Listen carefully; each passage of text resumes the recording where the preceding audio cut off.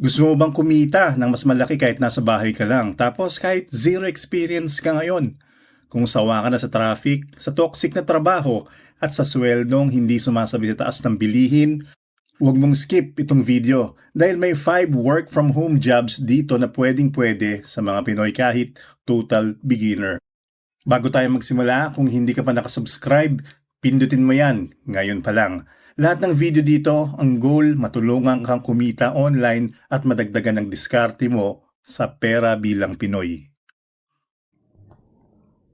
Ang mga impormasyon na ibinabahagi sa video na ito ay para lamang sa edukasyon at dagdag kaalaman. Hindi ito itinuturing na personal na financial advice. Kumonsulta pa rin sa isang lisensyadong financial advisor bago magdesisyon tungkol sa investments. Linawin muna natin, hindi ito magic, hindi ito easy money. Hindi ito yung bukas may 100,000 ka na tapos wala ka namang ginawa. Pero kung willing kang maglaan ng oras para mag-aral, mag-practice at mag-apply, may chance ka talagang makapasok sa online work kahit wala kang experience. Ang pag-usapan natin dito ngayon, mga trabaho na maraming Pinoy na ang kumita at kaya mo ring sundan kung seryoso ka.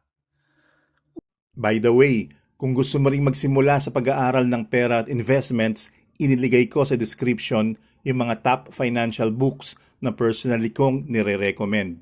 Affiliate links yan. Ibig sabihin, kapag bumili ka gamit yung link, may maliit akong komisyon pero walang dagdag na bayad sa'yo. Sa ganitong paraan, natutulungan mo rin akong makagawa pa ng mga free videos tulad nito. Maraming salamat sa support. Unang trabaho, virtual assistant o VA. Para kang right hand ng mga business owner sa ibang bansa. Depende sa kliyente, pwede mong ginagawa pag-reply ng emails, pag-aayos ng schedule at calendar, pag-update ng mga spreadsheets o report, basic social media task tulad ng pag-post at pag-reply sa comments. Kung marunong kang gumamit ng computer, Google Docs, Google Sheets at marunong sumunod sa instructions, pasok ka sa basic requirements. Hindi kailangan ng sobrang fluent sa English. Basta kaya mong makipag-usap ng maayos at respectful. Pagdating sa kita, maraming VA nagsisimula sa mababa. Pero habang tumatagal, pwede umangat ang rate. Kung mag full-time ka na, pwedeng pumalo sa mas mataas na income kaysa sa typical na entry-level office jobs sa Pinas. Lalo na kung direct hiring ka mula sa kliyente. Meaning yung kliyente mismo ang kausap mo, hindi agency. Paano ba magsimula dito? Una, ayusin mo yung profile mo sa mga freelancing platforms. Malinaw na picture, malinaw na description, at walang pa joke-joke. Pangalawa, ipakita sa profile na marunong kang mag-organize, mag-manage ng time, at mag-handle ng basic admin work. Pangatlo, manood ng ilang free tutorials tungkol sa how to become a virtual assistant para alam mo na agad ang basic task. Pangalawang trabaho, online ESL tutor or ito yung tinatawag na English as a second language. Bagay ito sa'yo kung okay ka sa camera, kaya mo mag-English kahit may accent, at may pasensya ka makipag-usap sa mga bata o adults. Trabaho mo dito, turuan sila ng English online gamit ang video calls. Usually may lesson materials na ibibigay na ang company. Maraming companies ang bukas sa mga Pinoy tutors dahil kilala tayong patient at masayahin. Kailangan mo lang ng maayos na internet connection, tahimik na lugar, headset na may mic, at basic confidence sa pagsasalita ng English. Ang magandang gawin, mag-practice ng English sa harap ng camera. I-record mo, tingnan mo kung paano ka magsalita. Gumawa rin ng short intro video na parang demo mo. Smile, clear voice, simple words, enthusiastic. Pwede mo itong gawing part-time kung may iba ka pang ginagawa o full-time kung gusto mo talagang tutukan. Habang tumatagal at umaangat ang ratings at feedback mo, pwedeng tumaas din ang rate at mas pumili ka ng oras na gusto mong pasukan. Pangatlo, social media manager. Kung mahilig ka sa Facebook, Instagram o TikTok at marunong ka mag-isip kung ano ang relatable at nakakakuha ka ng atensyon, pwede mo itong gawing trabaho. Ang trabaho mo dito, gumawa ng content plan kung ano ang ipopost at kailan.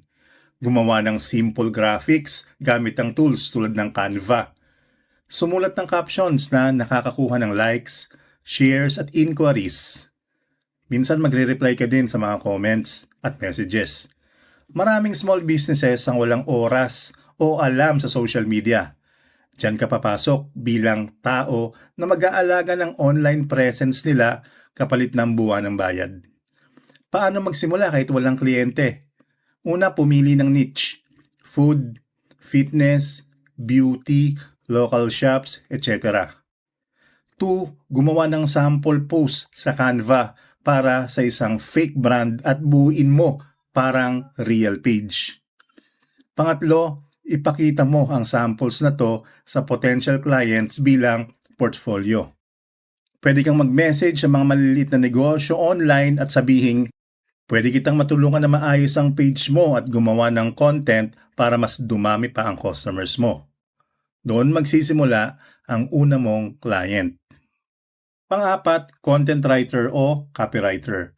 Kung mas gusto mo ng tahimik, walang video, walang boses, at mahilig ka magsulat, sobrang solid nitong option. Ang trabaho mo dito, gumawa ng blog post, articles, product descriptions, website content, captions, at minsan email newsletters. Kailangan mo ng basic grammar. May mga tools online na makakatulong sa pag-check. Marunong ka mag-research at maghanap ng impormasyon. Kakayahang magpaliwanag ng malinaw at diretsyo. Paano ka naman magsisimula kahit wala ka pang clients? Una, pumili ng 2 hanggang 3 topics na kaya mong gawan ng content.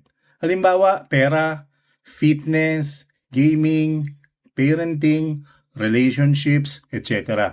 Pangalawa, gumawa ng 3 hanggang 5 sample articles at ayusin sa isang folder o Google Docs. Pangatlo, ipakita yan sa mga potential clients bilang sample ng gawa mo. Sa simula, mababa pa ang bayad pero habang lumalakas ang portfolio mo at feedback, pwede kang magtaas ng rate at pumili ng mas magagandang projects. Ang kagandahan pa nito, pwede mo itong pagsabayin sa iba pang online work. Panlima, data entry at transcription. Ito ang pinaka-beginner-friendly sa listahan. Kung kaya mong mag-type ng mabilis at maingat, pasok ka na. Sa data entry, ilalagay mo lang ang mga informations mula sa isang source papunta sa spreadsheet, form o system. Sa transcription, pakikinggan mo ang audio o video tapos itatype mo naman ng tama ang sinasabi.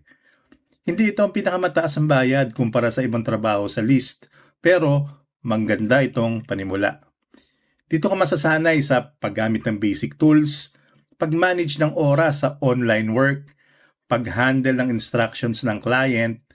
Pag may experience ka na, mas madali nang lumipat sa VA, writer, o iba pang trabaho na mas malaki ang kita. Ngayon, huwag mong sabay-sabay yung pilitin lahat. Pumili ka muna ng isa na babagay sa'yo. Tanungin mo sarili mo, mas kaya mo ba magsalita o magsulat? Gusto mo ba ng voice job tulad ng ESL, VA, or social media manager? O non-voice tulad ng writer, data entry, or transcription? Alamin mo rin kung ilang oras ang kaya mong ilaan bawat araw. Kung mahihain ka sa camera at boses mo, pwede kang mag-start sa writing, data entry, o transcription. Kung okay sa'yo makipag-usap at mag-English, pwede ka sa ESL o VA at pwede rin sa social media manager. Ang mahalaga, pumili ka muna ng isang lane tapos doon ka mag-focus. Mabilis kang uunlad kung concentrated ka sa isang skill kaysa sabog sa 5. Para hindi ka lang nanood, ito ang simpleng 7-day plan. Day 1 and 2, pumili ng isang trabaho sa 5. Manood ng ilang tutorials tungkol doon. Isulat ang skills na kailangan at i-check alin doon ang meron ka na at alin ang kailangan mo pang buuin. Day 3 and 4, gumawa ng maayos na profile sa isang platform. Gumawa ng simpleng portfolio, sample post, sample articles, sample spreadsheets o sample demo video depende sa napili mong job.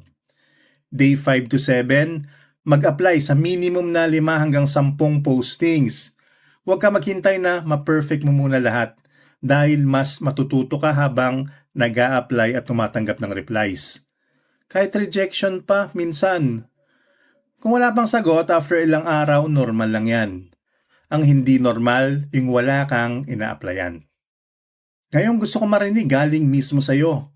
Comment mo sa baba kung aling work from home job ang sisimulan mo. VA, ESL, social media, writer o data entry. Kung gusto mo ng hiwalay na video kung saan dahan-dahan na step by step yung proseso para sa isang specific na trabaho, i-type mo rin sa comments.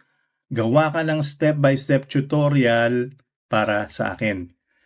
Huwag kalimutan, i-like ang video na ito at i-share mo sa isang kaibigan o pamilya na gusto ring makaalis sa traffic at mag-work from home. At siguraduhin na naka-on ang notification mo para hindi ka mahuli sa next upload. Hindi mo kailangan maging perfect para magsimula. Pero kailangan mo magsimula kung gusto mong umangat ang kita mo at ang buhay mo.